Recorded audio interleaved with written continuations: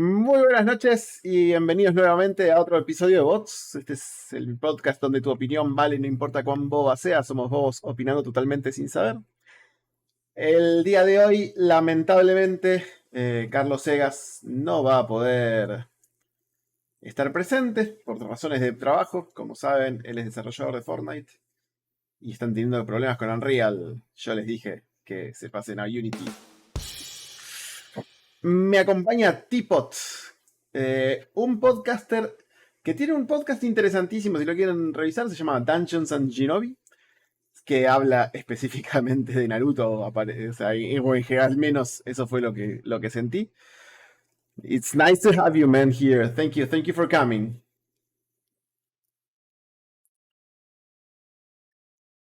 I, I'd like to say great, but last, I, to this day, I feel disappointed about Attack on Titan. How do you feel? Bueno, estamos hablando de la final de Attack on Titan, que si se acuerdan en el capítulo anterior hablábamos con Carlos.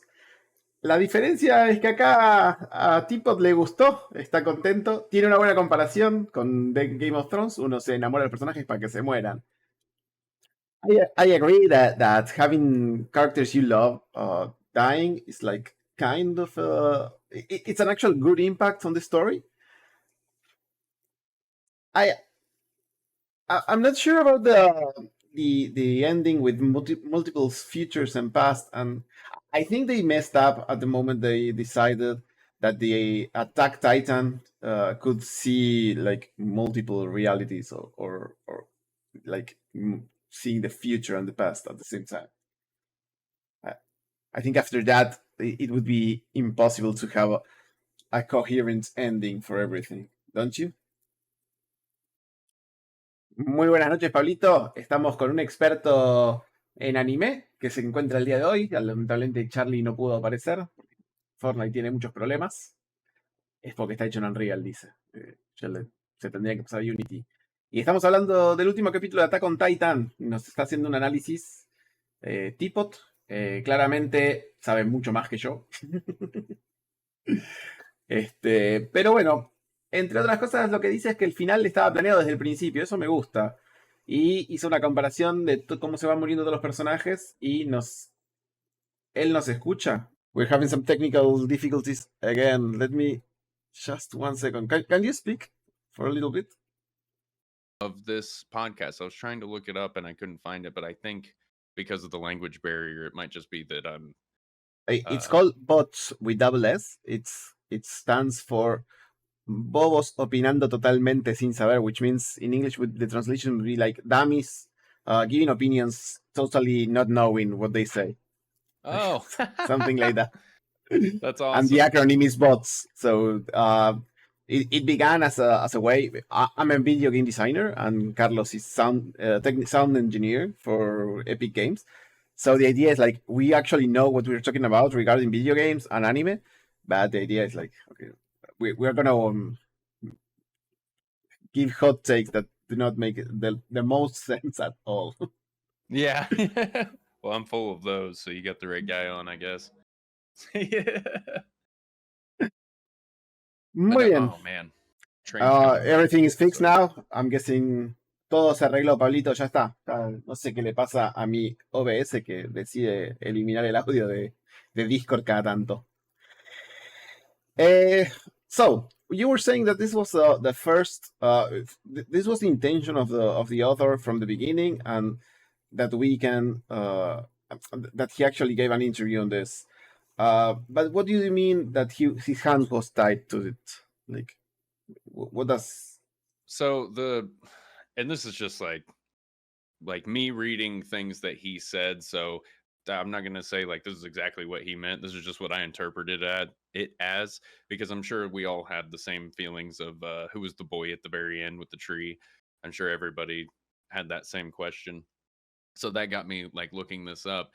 And I think it might have been like an IGN. I can't remember who did the article, but they said basically he was just feeling like he was trapped by his own story, because he wanted to give him a happy ending, but that's not the ending that was going to happen. So by giving Aaron that sort of feeling with he can see the future and he knows what's going to happen. He knows that, they're only going to be able to, or he'll only take out 20% of the nation or whatever. Him knowing all of that and still of having the to do world. it. Yeah, 20% of the world. of the That's all. world. That's all that was left after the Rumble. Yeah. Yeah, and that was all things that he knew before, like because he could see the future with the Attack Titan. That's the reason why he forced his dad to follow them, and that's why he used the Attack Titan's power throughout the generations to make everything happen the way that it did. Was because it was all, I think it was him and Ymir, if I'm remembering right. Like Ymir's part of it too, but because it was like all of her hatred built up over the years that she put into the Attack Titan that gave it that ability. And again, this is just what I took from it. I don't know if that's 100% accurate, but from what I understand, it's it's really cool how transformative it is from real life to the anime, where the author was like, "Man, this would be great if I could write it a different way, but that's not the story I wanted to tell, so I'm forced to tell it this way." And in that, he could force Aaron into almost the same decision. That's why Aaron like cries when he's talking to Armin and the memory that he made him forget and stuff. Is because like he doesn't want it to happen. He doesn't want to do it, and he doesn't want to be this guy, but he feels like he has to because it's the only future he can see where he creates peace for the Eldians, and that's just really cool. I just thought it was a really cool way of showing that, It was like they portrayed Aaron as like this progressively worse and worse and worse guy when really, I mean, I'm not saying what he did was right or how it went down was the only way it could have, but from his perspective and the way that he grew up, that's the best way he could see it going. So, I feel like you can't really blame the guy. But El... it's Sorry, sorry, sorry. oh no, you're fine, go for it. Está contándonos que Hajime en su momento quería darle un final más feliz a Attack on Titan. Pero que bueno, con esto de que puede ver el futuro, el titán el Attack Titan ve el futuro, ve el presente, el pasado, es muy difícil. Desde el principio es muy difícil cambiar la historia al final. El análisis que está haciendo está bueno. Recuerdo que es la única persona que conozco hasta ahora que le gustó. Sin embargo, si tenés que. Dice el Passes My English. Está bien, Pablito, no te preocupes. Pablito is our Get most there. is our most loyal fan of the channel, and he said that this surpasses my English.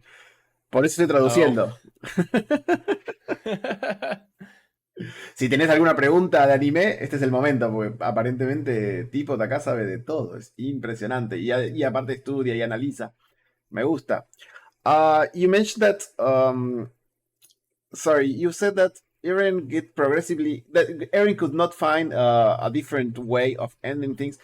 And for example, I had that issue with the end. Like, if you can see the past and the present and the future, there are a gazillion possibilities that there had to be like a better one. I'm not saying a happy ending, but I don't know, instead of mass murdering 80% of the planet, maybe just 20 or 10 or just a couple of cities.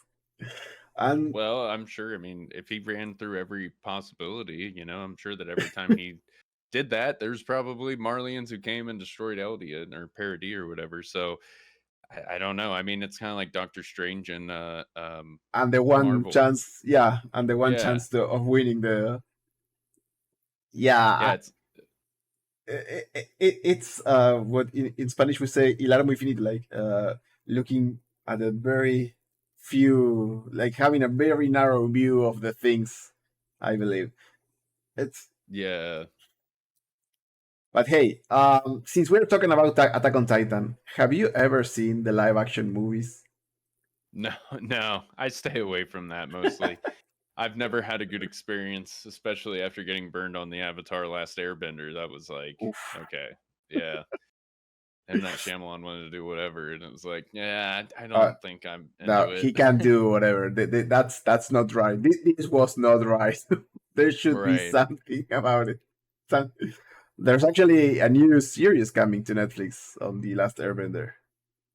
I don't know if you saw Oh the. yes, I thought that, but I don't know if they're still doing that or not. I saw that they used to have the original creators were on board with it, and then they dropped out. So then everyone was like, "Well, I don't know if we're gonna do this anymore." So I don't know if they're even still producing that, or So I far, don't know. the project is still on. Really So yeah, interesting. Yeah, with the estamos original hablando. creators dropping, I don't know if I'd be watching that. Estamos hablando ahora de. Le pregunté si vio las live actions de Attack on Titan. No sé si lo llegaste a ver, Pablito. Ah, bueno, vos siempre sí que no tenés Netflix. En Netflix hubo una o dos películas de Attack on Titan que eran un poco graves, llamémoslo grave nada más. Y de ahí pasó a decir que después de ver El último maestro del aire de Shyamalan, decidió que nunca más iba a ver una live action. I think that yours is the right idea because last week I'm a huge Saint Seiya fan. I grew up on it, and last week, sorry, a couple of weeks ago, I saw the last live action movie Sony made. It's called Saint Seiya: The Origins. It's about how it's a new live action on how Seiya gets his powers, and it's I don't think I've ever watched that actually. oh, I don't. don't no. Sounds about right. That's like every other one, isn't it? They did a I, One Piece on Netflix. I heard wasn't too bad, but I just didn't really watch that well, either. we had this argument already with my co-host that he loved it and I hated it. So Really? and we are if you want to come back on January 8th, we have another guest who is an expert who has a podcast that speaks only on live action anime. Really?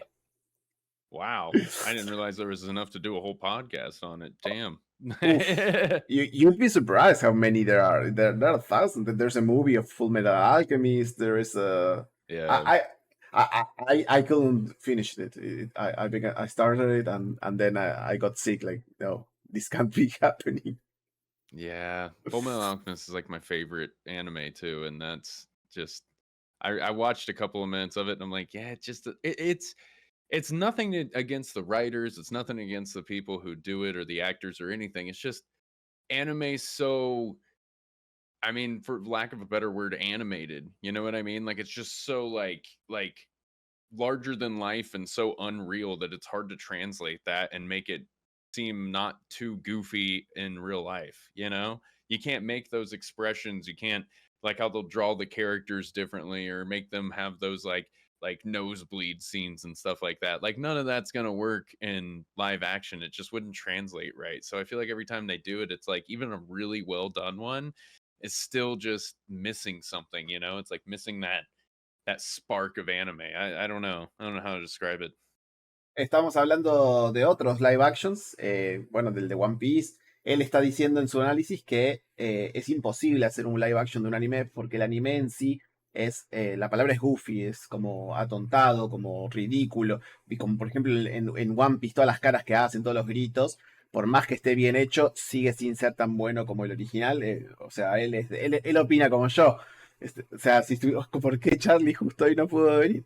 I'm saying that your opinion is the same as me. Like the One Piece live action, I called it mediocre because it's not bad. It's actually pretty well done, but it will never reach the anime's facial expressions, or the quality of the fights, or even they actually changed some things in the script to make it less goofy because if you're reason enough, it's impossible to do a live action of One Piece and make it like coherent because Yeah, the story it's is about crazy. a kid that he just woke up one day and decided to go on adventures like and that Yeah, and doesn't it's translate on live action, I think. or when they try to, it always just ends up being a big CGI mess. You know, Yeah. like they try and get that like talking metal suit, or they try and get Luffy's stretchiness or something, and it's just like crossing over into that uncanny valley thing where it's just like this is just wrong. It just doesn't. It's not right. It's Well, not, if I need to recognize something about One Piece live action, is that the the CGI is not that bad, and they did a lot of the settings. They actually built them, like the floating restaurant. They actually Oh built a wow, floating restaurant. So that's sweet. it's not that bad in that sense, but it is in the sense that it's not as goofy, and of course they had to cut a lot of background from each character because they did like 64 episodes in 1 hour or something like that. Oh wow. Sorry, not in 1 hour, in one season, in 8 hours would be. Because there are 8 episodes. Oh, because the 8 episodes. Yeah, yeah, yeah. Yeah, you guys squeezed a lot in. Yeah, and that's the other thing. Is like if you're trying to make a movie, what part of the show do you do? Are you trying to do the entire arc in one movie? Because like there's a reason why it took 4 seasons for it to end, you know?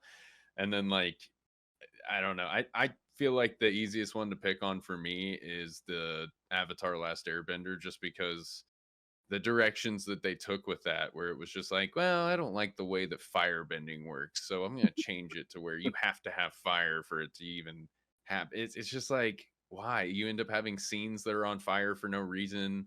It was just a big old mess where it's just like you clearly didn't understand what the original work was, and you just wanted to like take the name and make something different, and that's Yeah, not like what anime is. the biggest weakness in the Fire Empire is if you blow the candles, like that's it. Yeah, and don't get them in a dark room or they're screwed. Yeah, it makes it impossible for them to conquer the world. Actually, like Yeah, it'd be hard for them to take over if they're constantly like, wait a minute, let me go get a match or something. let's hit this stone. Yeah, crazy. Está contando de lo peor de vuelta, volvemos a The Last Airbender, que una de las cosas que más le choquearon fue el cambio este de que la Nación del Fuego no puede hacer fuego, necesita fuego para manejarlo, que de por sí es ridículo. Pero igual ahora quiero retrucarle, porque para mí Last Airbender tuvo muchas cosas peores que esa. Let's talk about the Last Airbender if you want, so the live action, because there are a couple of things there that really shocked me even worse. Well, the first one being Sokka, for me one of the best characters in the animated series, becoming probably the worst in the movie. Like, Oh, really? Yeah, he's no longer funny. He doesn't invent anything. It's like remember they actually like they forget about him until the last scene where he needs to have the love scene with the Southern Queen yeah, Suki or whatever her name was. Yeah, Suki.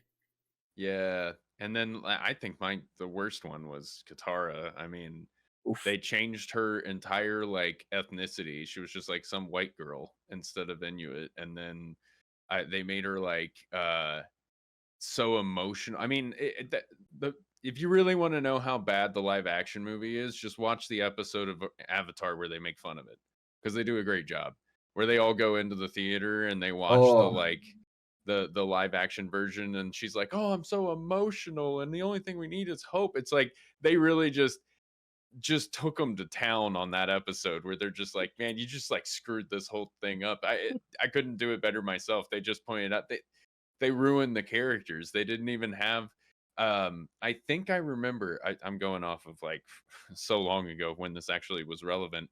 um I think I remember M. Night Shyamalan saying that when they were casting the person who did Aang, they went with a kid who was like some sort of karate jujitsu master, something. I don't know. He was some sort of like world class fighter, basically. Not an actor at all. They just went with like somebody who could do cool action scenes, and it's like what it's like like they hire a double to do the main part and yeah. and actors to do the doubles. Why would you have an actor? It's like so weird. Why would you have the person who's doing all the stunt double stuff? I get it. You want them to like be able to do the scenes and it look really cool, but you kind of need to be able to act if you're going to be in a movie. And that kid, I mean, You can God at bless him, least did the they best could he have could. hired him an actor trainer or something like The Rock did. The Rock started like that. He was a fighter first, and he's an actual martial artist. But eventually he got cast for a couple of minor roles, and he said, I saw an interview of him saying, No, my first investment was acting classes, acting Yeah, lessons.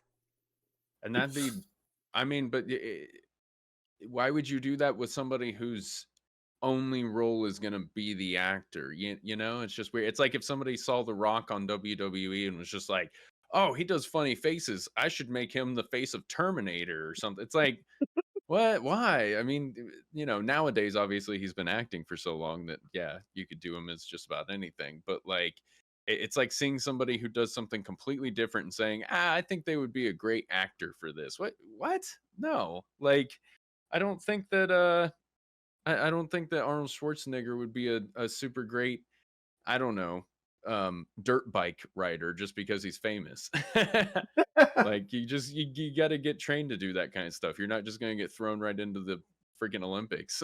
Ya. It's Ah, crazy. está comentando que de lo peor de la película para él, del último Maestro del Aire, fue la elección de Ang, que eligieron a alguien que sea muy bueno en artes marciales, pero realmente no era un actor. No sabía actuar, no sabía qué decir, no sabía qué hacer. Y estamos hablando de eso, estamos haciendo una comparación con The Rock. The Rock, entre su primera inversión fue en clases de actuación, después de que consiguió los primeros pequeños papeles. Y él está diciendo, pero si este chico no se va a dedicar a actuar, al pedo. Entonces, ¿por qué Shyamalan no decide castear al chico para que haga de doble y un actor de verdad para que actúe? Tiene sentido. Y mencionó en un momento mi capítulo favorito de la serie, así que vamos a hablar de eso. You mentioned the episode when they are at the Fire Nation and they go to the theater and they watch the live action of themselves and make fun of it. That is, I want to go back to it because that's my actual funny, the favorite episode in the whole show. And I have a son; he's 10, and 2 or 3 years ago I showed him the actual animated series. I would never show him the movie. Yeah. and and when he got to that episode, he saw me cracking up because it's so funny when they are at the theater. And for example, Toph is this huge, robust muscle man, and she says like, Yeah. "I think it's cool. They nailed it." Yeah, she loves her character, but then like you said, you know, they had Sokka even go over there and be like, "Hey, he makes jokes. You got to make some bad jokes." And they're like, "Oh, really? Okay." It's just like, I mean, that's just beautiful right there. You just take your show to be like, "Hey, you really screwed up our live action, and we're gonna make an entire show making fun of it because that's how much we don't endorse this thing." It's just funny.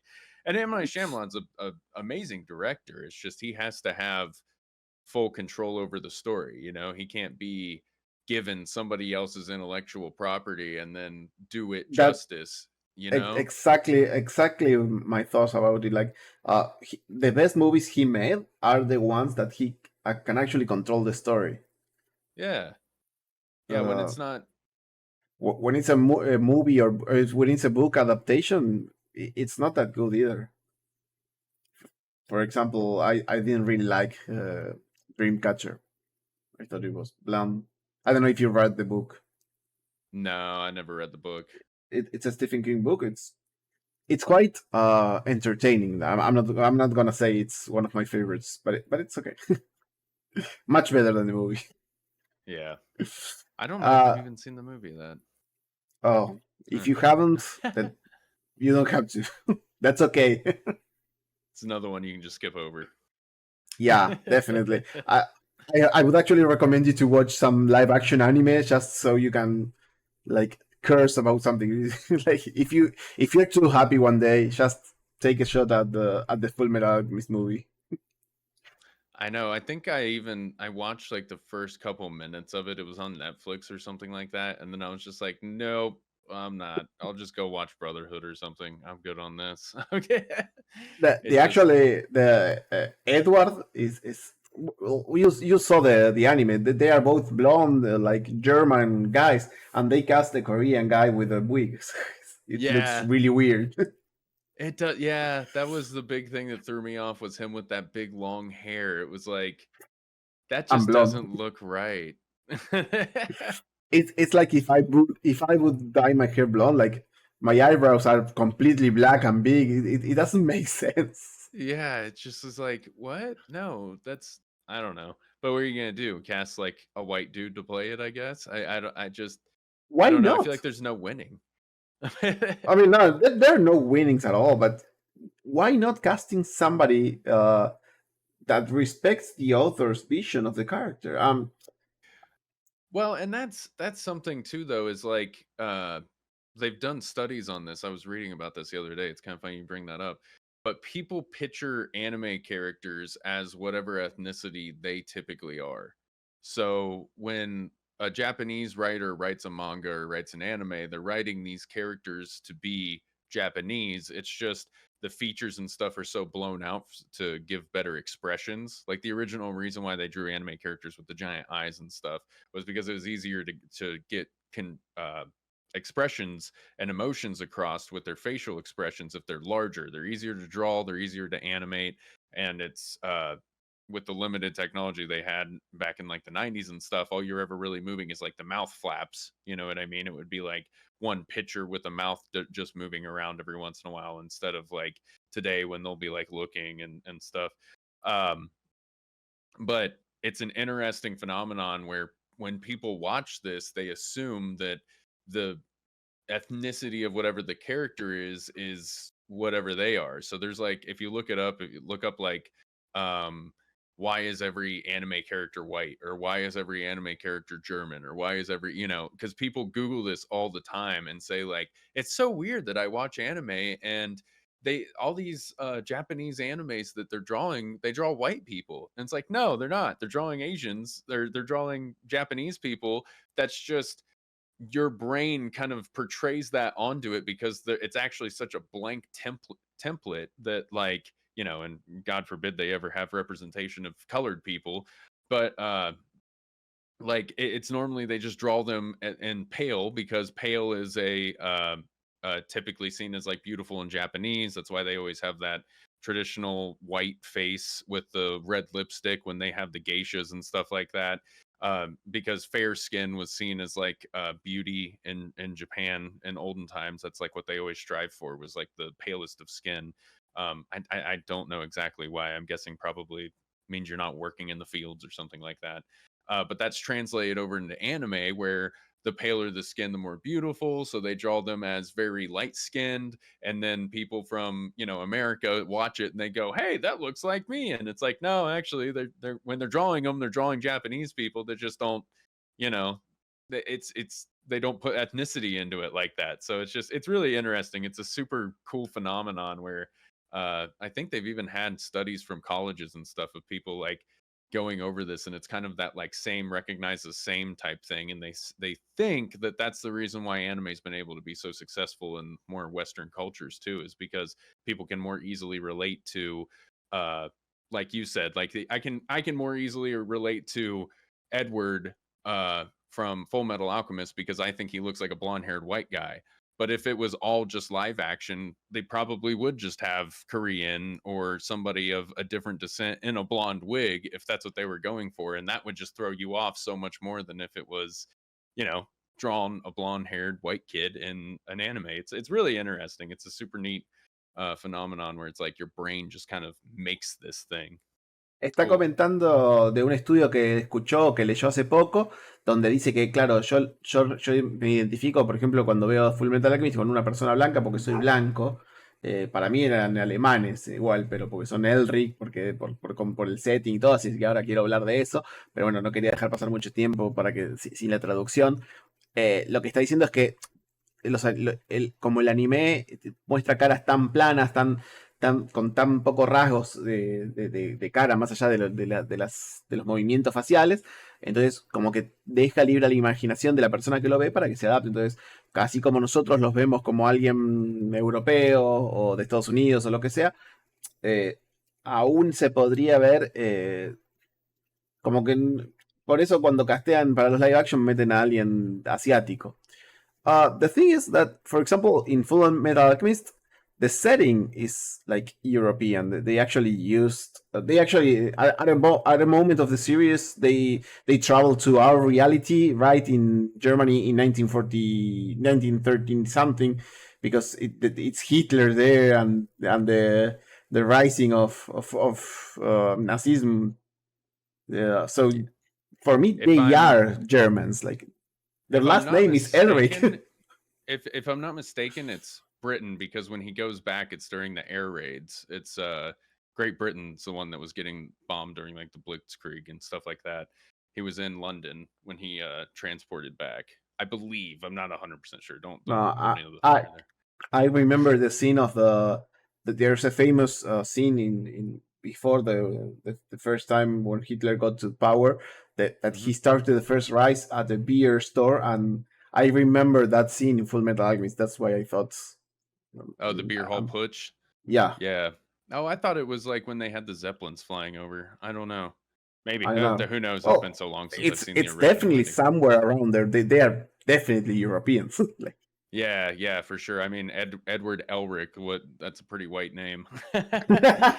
But it's just I guess what I was saying is more like if given the resources, if they were to put the media out instead of doing an anime, they would probably use what's around them. And I mean, don't get me wrong, there's white kids that live in Japan, but actors and stuff like that, they would probably just depict it with whoever they had, which I don't know. I guess you can't say alternate universe wise, and no one can 100% say what would happen if this thing happened or this thing did. But I have a feeling, and I would be willing to bet the anime wouldn't spread as far if it was always live action. It wouldn't be able to cross over and translate as well. To I mean, because there's a reason why there's still such a barrier between Bollywood and America, and it's because different people. Like people don't go and watch the.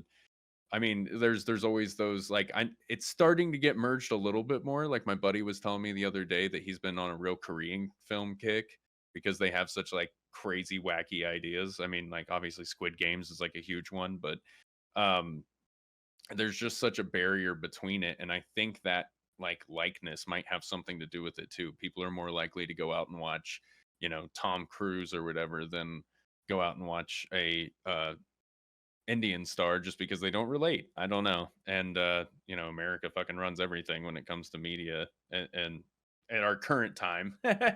So who knows? I mean, it's just a fan theory, I guess I have of it, but no, it is cool. I mean, it makes sense, and Hollywood is it doesn't make the most movies, but it does. They do make most of the money around movie in general, because Bollywood makes 3 times the movies that Hollywood does in a year.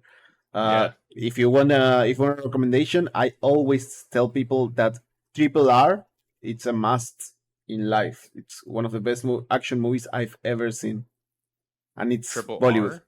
Triple R, RRR, it's called. Huh. Is it like a spinoff of the Triple X No, movies, or is nothing. it like its No, own it thing? does. Oh, okay. It's a movie about a bromance during the Indian Revolution, separation from Britain, and Really? Huh. it has one of it has probably it's like seeing John Wick but with bromance Huh. and Indians killing British people. Oh, I can always get down Be- with that. because I'm they not a huge they they colonizer probably fan. kill like 300 people, shot the two of them. Wow. It's incredible. You need to turn off the okay. This is definitely not real switch from your head, Right. because uh, because they do some crazy jumps around, or Yeah, but that's what's awesome about Bollywood, right? Is that they'll get like a group of guys with shields onto a catapult and fling them at everybody. I'm sure you know the scene I'm talking about. yeah. Like I Bah- love those scenes. That's great. Bahawali dos. That's movie's called Wahawali dos, I think. Oh, really? Yeah, I've So, never seen two it. I've number. just seen What's like a a clip. Wahawali two? Sorry, dos is in Spanish. Huh. That's awesome. Uh, No, I've never actually seen it. I've just always seen the clips, but I have it on my watch list because I think eventually I will end up watching it. I'm just I have like a lot of to watch. A lot of things on my watch list. but yeah, especially if they're coming out with like 3 times as many movies. Yeah. Yeah, over in India. That's so cool though. Estamos hablando, Pablito, de las diferencias entre Hollywood, ¿no? Él nos explica que como los Estados Unidos maneja lo que es media en general, claro, uno siempre tiende a comprar películas con con gente blanca como Tom Cruise o lo que sea. Y bueno, yo ahí pasé a recomendarle Triple R, que creo que ya te la recomendé, te la vuelvo a recomendar. Si podés bajarla en un torrent o lo que sea, Triple R es la mejor película de acción de los últimos tiempos. No hay ninguna duda al respecto. Es John Wick, pero son dos personas y matan 300 personas. Es increíble esa película. Es todo increíble. Ahora vamos a terminar el segmento. Como siempre, preguntándole a nuestro nuevo invitado del 1 al 10 qué le pareció Attack on Titan la temporada final. Y vamos a pasar a hablar de videojuegos. Vamos a ver si se quiere quedar y si no me quedo yo solo hablando con un pelotudo porque Carlos Charly sigue sin estar. Alright. So, I, I was telling about our discussions between Hollywood and Bollywood. Um, uh, we usually end up all the. I know we flew through branches of different things, but we were talking about Attack on Titan, the final Yeah, right. episode. And you mentioned you liked it, and usually what we do with my co-host is we punctuate it from 1 to 10.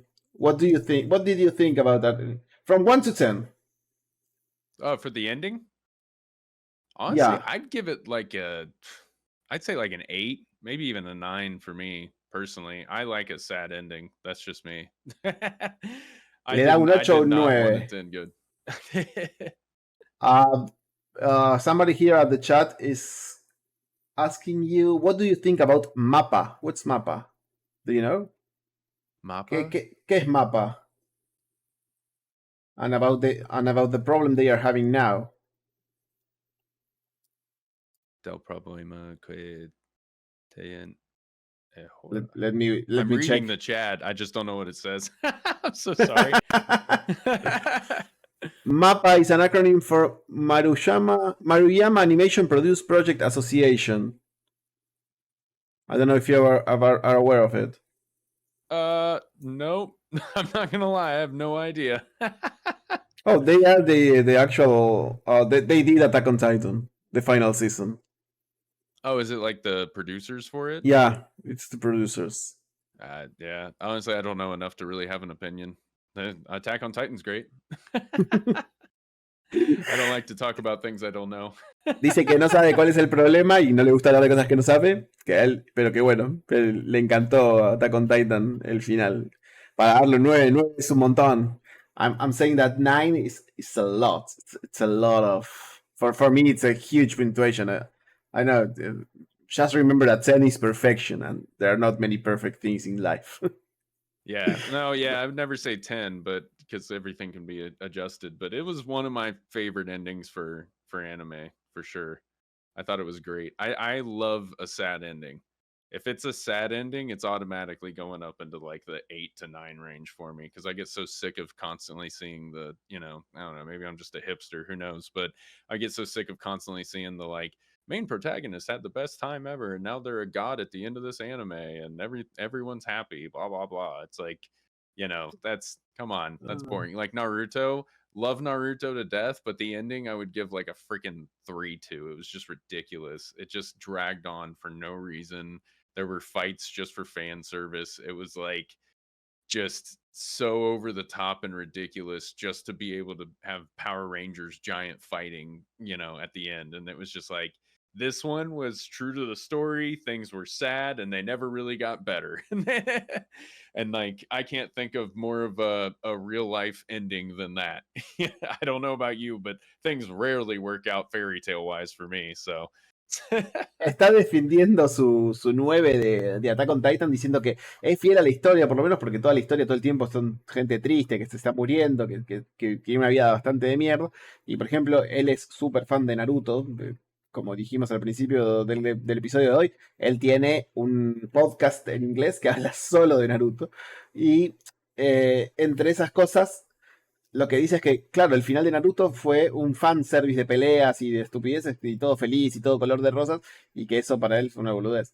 They're saying that Mappa is having labor exploitation. yeah, exactly. Yeah. Yeah, You're I starting highlighted to get it and Spanish. translated. You're No, they can translate now, so I was just highlighting and translating. That's sad. No, that's not good then. I mean, no, that's not great. I don't know what would somebody say? Would anybody like that? What I does don't this know. mean? I don't Le think gusta. anybody's up for that. Le gusta el relleno means like you like episodes that might not move the drama, but they are like filling pages of a book without actually moving on the the plot. Yeah. Yeah, exactly. That's exactly it. I think that it's true to life, in my opinion, because so often I think, especially when you're a kid growing up on Disney movies or something, you always want there to be a fairy tale ending, and it's just like that rarely ever happens. It's normally some sort of a compromise, you know. You never get what you want. There's always something bad that has to go along with it. So It, it's nice to see it happen in anime, especially when it took them. Geez, when did they start doing Attack on Titan? Like 2009. 2009? I was gonna say like 2013. Holy crap! Yeah, it took them. I'm pretty sure it's 2009. I might be wrong, but I had this discussion with somebody not long ago. She was 24 or something, and she said that she was watching Attack on Titan since she was a little kid. And I said, "How little? I mean, I'm almost 40, but okay, but you're not that young." I watched it in and high school. I remember that. and she was Yeah, 12, 11 at the time when it started. So it makes you could feel be, old, doesn't yeah, yeah. Yes, it did. It's even worse when I play Valorant with some people like Pablito, and they are like 20 years or something, and they say, "Oh no, I have to go. It's a school night," and I say, "Yeah, for my it? You're kids like, too. okay, yeah, For yeah, that for my makes two sense. kids, it's a school night as well. I understand." Oh, growing old sucks. Oh well, as long as we're Oof. kids at heart, that's fine. Um, at this moment, we would usually go into video games. I don't know if we want to stay tonight. The only issue I reserved most of the episode to talk to you, and now we are going to talk about playing video games with your partner or spouse, girlfriend, boyfriend, whatever. Like, With uh, your yeah, I am happily married. I have a wife. But actually, this was a little later than I meant it to be, so I got to get going. I'm no sorry. problem at all. Nos But vamos a thank you so despedir much for entonces having de me on. TeaPott. On the other side, al contrario, I don't know how to say that in English. I'm sorry, but thank you for being here. Sorry for the delays. I really apologize. Oh, you're You fine. know, things happens. This is Yeah. not our main job. If it Yeah. would, this would we would be more professionals if it would. Oh, you're fine. It's just for fun, man. I totally get that. It's a hobby for me too. But thank you so much for having me on. I really appreciate it. This is fun. Thank you for being here. Yeah. Goodbye. See ya. Bye bye. Bueno, nos quedan pocos días, nos quedan pocos minutos igual porque hablamos casi todo. Bye bye. Espero que hayas aprendido algo de inglés el día de hoy, Pablito. En una mezcla entre inglés y lo que sea que hablo yo cuando estoy cansado. Prometo que mi inglés mejora, es mucho mejor cuando estoy descansado y o un poco tomado. Te digo, estuve durante Thanksgiving acá con gente que no habla español, así que tuve que esforzarme en inglés ahí. Y las primeras copas de vino es como que ayudan a soltar la lengua. Pero bueno, pasemos a hablar de dos o tres cositas más antes de irnos, porque yo solo la verdad que es una paja, es un embole, estoy seguro de eso. Soy Merrick, para los que estén viendo esto grabado. Salieron las nuevas skins de Sentinels of Light, para mí infinitas veces mejores que las primeras. Si alcanza la plata para los cuchillos, esos cuchillos son hermosos. El capítulo anterior con Charly estábamos hablando. Si me concentraba entendía, pero mi déficit de atención no ayuda. Que la otra vez con Charly estábamos hablando de el cuchillo del uno, que no nos acordábamos cuál era. Es uno que es como un cuchillo que va por abajo. No está mal, pero las dobles dagas de este nuevo pack son increíbles, son alucinantes. Si llegas a los puntos de canal, Pablito, y querés tirar la ruleta, te juro que te agrego las dagas, si te apuras. Y por último, que Para el próximo tema, para el tema que queríamos hablar hoy con Charlie, lo voy a esperar. Y vamos a hablar de a favor o en contra de jugar con tu pareja. Es un tema difícil, es un tema sensible. Tengo 96. Estás ahí nomás, Pablito. Se viene la ruleta. Se viene la ruleta curricular. Y bueno, pero ya ni juego más. Yo estoy a esto de dejarlo. Igual te perdiste Premier el domingo. La rompimos. La rompimos. Sobre todo yo tuve que cargar a Gus media partida, pero no importa. Salió un 13-2. Estaba Justin, obvio. Después yo y después todos los demás. Pero bueno, me voy yendo. Gracias por estar, Pablito. Qué pena el episodio de bots. No quería dejar colgado al invitado. Qué pena que Charly sea un esclavo del sistema de Fortnite. Y si no jugás Valo, ¿qué vas a jugar? A ver, contame qué vas a jugar. Estoy en directo, siempre estoy en directo. Ah, no, no estoy. Para la Premier no estuve en directo. No, no, encima tenía gente invitada a la cena y decidí ponerme. Lo dije, ya vengo y fui, hice un rápido el partido y volví. Es que estuve, para hacer cine, estuve de viaje, estuvo interesante. Eh, Ese es otro tema que vamos a hablar. Es más, podemos hablar de eso. Veníamos hablando de que Valorant es un segundo trabajo, que te toma cientos de videos hacer el Battle Pass. Yo me fui el viernes de viaje, no el viernes pasado, el anterior. Estuve 7, 8 días afuera de mi casa, ni en pedo me llevaba la laptop para jugar Valorant en mi viaje. Sobre todo porque mucho dije que iba a ser manejando, ¿no? En auto, fuimos para el cumpleaños de mi hijo. Con lo cual ahora es imposible terminar el Battle Pass. Pero, es imposible terminar el Battle Pass. Pero ¿sabes qué sí me di cuenta? El domingo retomé, pero calenté un poco porque pensé que íbamos a jugar primero con el equipo, al final terminé jugando con otro equipo. Eh, la rompí. Jugué increíble, pero bien, bien. O sea, yo siempre juego, siempre hago el chiste que la estoy rompiendo, ¿no? Esta vez la rompí. Jugué increíble. Jugué, o sea, tuve un par de carreras violentas y Premier jugué con gente de mucho más nivel y salí segundo en toda la partida. Y tuve 3K por todos lados. O sea, fue. Por eso antes, yo creo que en algún momento como que uno se satura y tiene que separarse un poquito, alejarse y volver. Y repito, los desarrolladores de juego tenemos que empezar a hacer juegos más cortos o que demanden menos tiempo. Hay que compartir a los usuarios, ahí está, hay que compartir a los usuarios. No podemos exigir que solo jueguen nuestro juego y nada más. Jugar algo manejando es imposible. Sí, no, no es posible. Yo no manejando y la conexión a internet, ¿de dónde lo saco? Por más que esté manejando es imposible. Ni con un Tesla. No estás jugando nada, ni sé qué recomendarte hoy día, porque encima, qué sé yo. Si tenés $5, te recomiendo el FTL. O sea, es como tranquilito, así. Es el juego que tiene más horas en mi cuenta de Steam. Como 500 horas tengo en esa mierda. Encima es un roguelike de navecitas, así, por turnos. Nada que ver con lo que suelo jugar, pero me enganchó. Me enganchó muchísimo. Pero bueno, tengo un cumpleaños. No esperaba que se me haga tan tarde. Igual hicimos casi la hora de programa, como todos los lunes, lunes por medio. Nos vemos en 2 semanas. Nos vemos el jueves para más Valorant. Si querés conectarte a ver si llegas a los 100.000 puntos, metemos otra cosa, si no en la ruleta. Después decí que te gustaría si no te gusta el cuchillo, Pablito. Y te mando un abrazo. Gracias por el aguante. Perdón por el inglés. Perdón por Charlie.